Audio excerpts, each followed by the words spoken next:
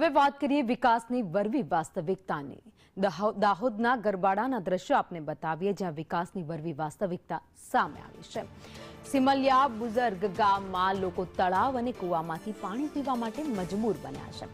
વિકાસની ગુલબાંગો ફૂંકતી સરકારની નલ સે જલ યોજના ગરબાડાના સિમલિયા બુઝર્ગ ગામે સદંતર નિષ્ફળ ગઈ છે। પીવાના પાણી માટે સ્થાનિકો આજે પણ સંઘર્ષ કરી રહ્યા છે। દરરોજ તળાવના પાણીમાં 100 મીટર અંદર કૂવામાંથી પાણી પીવા માટે મજબૂર છે। નલ સે જલ યોજનામાં કામગીરી કર્યાના તમામ દાવાઓ સિમલિયા બુઝર્ગ ગામમાં પોકળ સાબિત થયા છે। શુદ્ધ પાણી ના હોવાને કારણે લોકો બીમાર પણ પડી રહ્યા છે।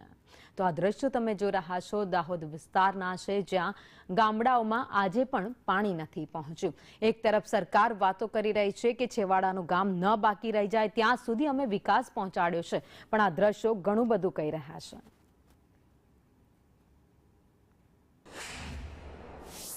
પબ્લિકને પાણી પીવા માટેની સમસ્યા છે અહીંયા, અને એ સમસ્યા વર્ષોથી ચાલે છે।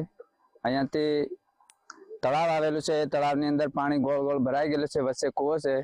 તો બાળકોને લઈને બૈરાઓ પાણી ભરવા જાય છે, તો અમુક બાળકો નાના નાના બાળકો પાણી ભરવા જાય છે, એ ડૂબે છે। 2 દિવસ અગાઉ એક છોકરીને અંદર પડી ગઈ હતી, એટલે એને પાણી પીવાઈ ગયું।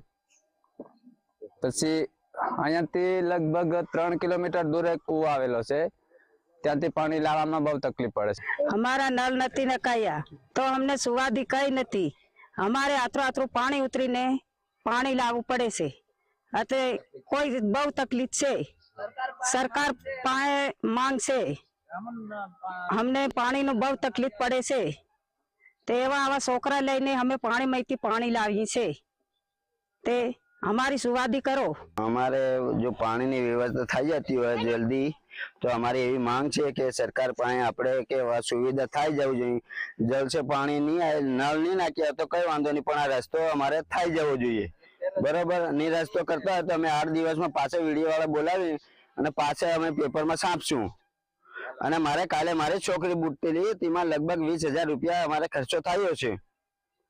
बराबर काले 20,000 रुपया नो खर्चो अमे कर्यो छे। चोरी ने रिपोर्ट भी कराव्यो छे, पानी चोरी बची छे, અને આમાં પાણી કૂવાને ધરીને લેડી પડી તો પાણી